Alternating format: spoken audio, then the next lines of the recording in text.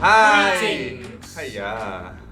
Do you like to read? Actually, because last time my school had this program, it's basically like a Pokemon gym kind of thing. Is that why You call get it the same? badges. Yeah! It really like motivated me to borrow books and read them. My favourite one, right? Two Singapore Ghost Stories. Choose Singapore. Yes. I saw it in your face, man. Wait, Mr. Midnight. Mr. Midnight. Okay, so for me, right, I'm a very visual person. So I started to read only after watching movies. For example, Harry Potter. So I went to read it and I realized that the books are definitely better than the movie. Yes. Can you find your favorite book? My favourite book is Win Pinball. It's the first ever book written by Haruki Murakami. So my favorite book is The Notebook by Nicholas Sparks. My favorite book would be Kite Runner by Khalid Hosseini. So in today's episode, you're going to eat food only from your favorite book. Huh? Kites? I'm supposed to eat the kites. You're gonna eat tears, eh? Okay, but for day 3, we'll be doing something very different. You'll be eating food only from your mother tongue books. Huh? Okay, I'm gonna pass out your respective mother tongue books. Yeah, I know this book lah. Mine's just a collection of short stories. Mine also. Oh really? Yeah. So this book, it's called Moon Driver the Kite, which means like third hand, with direct translation lah, but there's a lot of deeper meanings to it. And this book, because it's a series of short stories, we read it in secondary school for like book review. Mine is called 不关侯标的二三事. So what this is, right, is a collection of short stories from a Singaporean author called Long Yonghua. For my book, I think this is accumulated from all the bad karma that I've done. Because the producers have kindly, or not so kindly, helped me pick a book called Karya Lengkap Abdullah bin Abdul Qadir Munsyi. Not too bad because it involves the countries like Malaysia and Indonesia. So I would guess that there would be like a good variety of food available. So for day 3 dinner, you guys will be coming back to office and preparing a dish for our very special guest. It's not gonna be the author of this book, right? No? Hello there. So for day 1's lunch, I'm not feeling too hungry yet at the moment. So what I'm gonna do is I'm just gonna eat a small meal. I'm gonna have cereal and also milk. And as you can tell, the two elements are separated. Based on the book, how the character ate it is that she actually puts the cereal in her mouth first and then drinks the milk afterwards. Step 1, here in the mouth. Crunchy. It's the same. I'll be actually eating just apples and coffee because Noah will actually just grab a couple of apples and he washed his breakfast down with 2 cups of coffee. So apples and coffee is not enough for lunch, but I guess if I'm eating food from the book, I can't complain. But hopefully there's better meals coming out because, you know, Ellie is a more higher class person, so... The first scene that I read just now was them reading a Rorschach's test in a bar and then drinking a beer right after that. Day 1 lunch is settled and this is how my setup looks like. My comb and this beer. This is just gonna be my lunch for now. I'm just gonna be working outside and hopefully the book gives me more than a liquid diet lah. Alright, so for day 1 dinner, look at where I am. I'm currently at the House of Kebab, and I am going to buy a McSpicy meat. No, I'm just kidding. I'm just obviously gonna buy a kebab.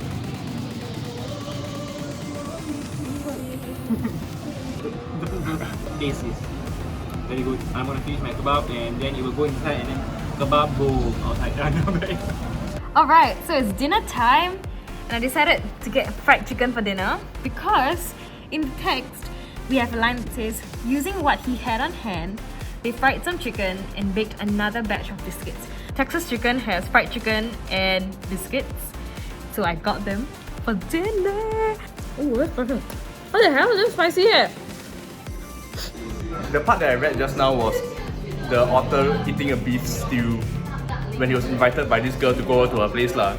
No one invited me to anyone's place, so I'm at a Vietnamese restaurant right now having Vietnamese beef stew. Let's look at this like giant lump of beef right here. Good morning. So it's day 2 breakfast and I decided you know, I wanted something really nice for breakfast, and I found a line from the book that says bacon, biscuits, and coffee, nothing spectacular. So, you know, it already sounds so good, like a kind of American breakfast staple.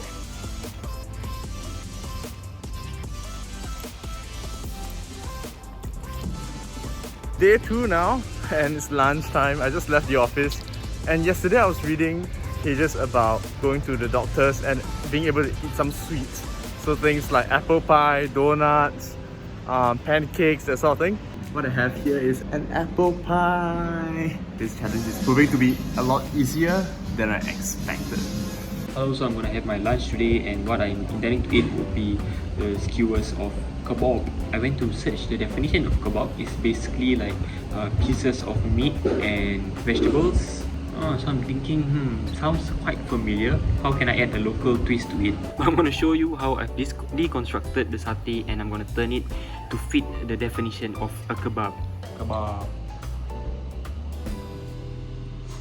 I decided to get the inspiration for lunch from the line that says, after putting some vegetables and bread on their plates, Noah added a crab and Ellie sat for a moment staring at it. And as you can tell, it's a crab dish, and I wanted to challenge myself to make a fancy lunch, but I don't really have a lot of time, so I'm going to be making a version of a crab cake, but I'm going to have like an Asian twist on it. So ultimately it's like a crab meat burgerdale. It smells great. There's like the bits of crab pieces in it, so you can taste like the chewiness of the crab, and I think this is great. So I'm gonna go finish this up. And the part that I read just now, it's quite sad lah. There's only coffee, bread, sausage, and like a few slices of lettuce or a salad. Wow. It's just a sandwich. Hello there, and it is day 2 dinner, and I'm going to eat something that I have been looking forward to ever since I saw that it is in the book, and it is naan, other than naan. And what I'm gonna eat with the naan with is a nice little bowl of butter chicken. Oh my god.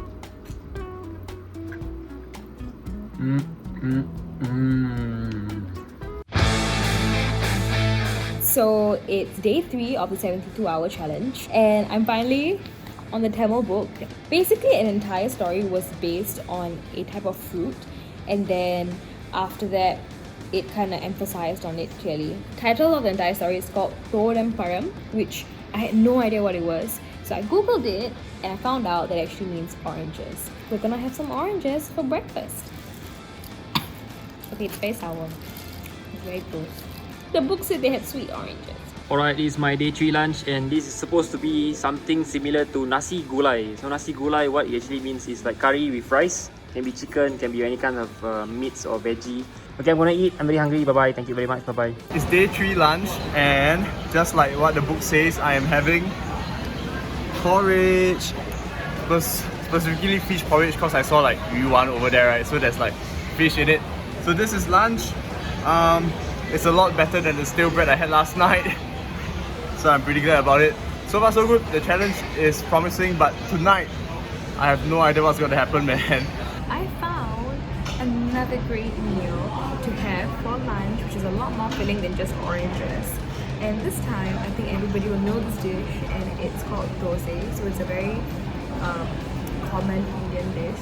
Welcome back. Welcome. Okay, I don't feel very welcome. You guys are making a day 3 dinner. I'm prepared. Yes, I think so. Ingredient wise, I am prepared, but whether mentally or how to do it, maybe I'm not there yet. Fun fact, the 3 judges are going to be chefs. Huh? Huh? Not Hey. fish people, man. I thought these people. Yeah. Hey. For the cook-off, what I'm making is a chrysanthemum steamed codfish. Actually, in the book, right, it is not a recipe inside. It is just a stew that the main character made with all the ingredients that I have here today. But I just want to like tweak it a bit, get the flowery essence from the chrysanthemum since it's gonna be refreshing, right? And the codfish. For the sauce, we're gonna start by heating up some sesame oil, soya sauce first. I'm gonna add in some Chinese cooking wine.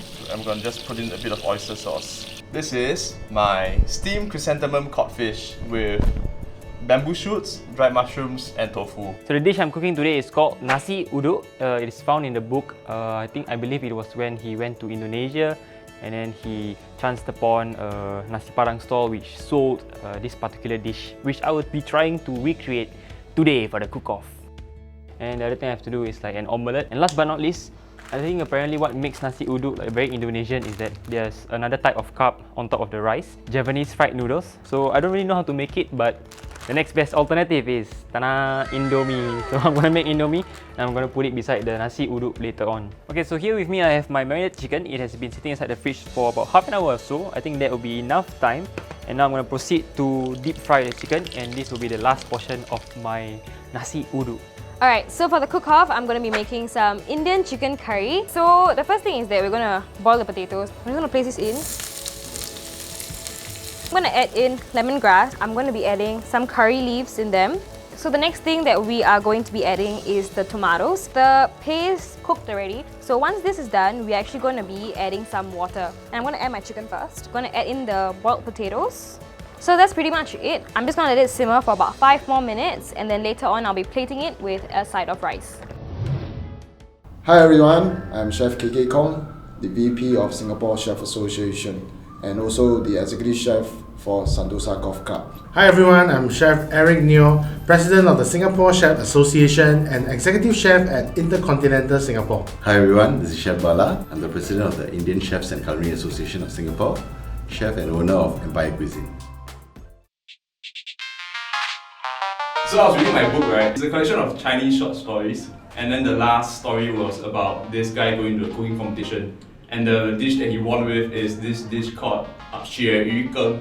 So which is basically a stew made of cod. So what I did was to replicate something I usually do at home, which is steamed cod. As per the book, right, they use chrysanthemum. So I added chrysanthemum onto my cod. This is very harrowing. My hands are trembling if you can't see. Honestly, I tell you, when you put the plate, it smells great. Actually the mushroom okay lah. Just the stem never cut off. Actually, London, I feel that the fish is nicely cooked, but your sauce is actually very flavorful. Just that it's too much on the pepper. You can taste the chrysanthemum. Tips on how to improvise this dish: boil your chrysanthemum, steam your mushrooms separately. You also do your fish separately. Then you season the broth. The mushrooms, I think you need to cut the stem away. Deep fry the tofu. Your sauce is really very flavorful, but if it was slightly thicker, I think it will be really nice to eat. It will blend together very well. Thank you very much. Thank you. Hello everyone, my name is Apprentice Chef Hafiz. This from far look appetizing. This one from far looks good, but it's far from good. This dish is actually called nasi uduk. It's from the part of the book where the protagonist actually goes around to travel and he reaches a part of Indonesia and he comes across a stall with a nasi padang stall that sells nasi uduk. Okay, so here is nasi uduk Hafiz style. I think visual wise, you got the color, nicely presented. But the mee goreng, what brand Indomie. Actually, I feel that it really tastes good. Only thing that I feel the rice could have a bit more flavor. Honestly, if you had put a sambal there, you would have nailed it. The egg is a bit dry. I think you cut really too early to one side, if I'm not wrong. Yes. Chicken, very good. Later I will eat the whole thing. Maybe when you are doing your deep frying, you need to be careful about that. How you control the heat. Because there's some part that is getting a little burnt. Okay, to rate it out of 5, what do you think this dish is? I think I will give a 4. Yes. 4 real? 4. Oh, what about the other one, the man one? For the first time for him to cook a fish, also the taste also very well controlled. 3.9 maybe. Maybe actually I can say that it's on par. Thank you. Thank you very much. Thank you. Thank you for your time.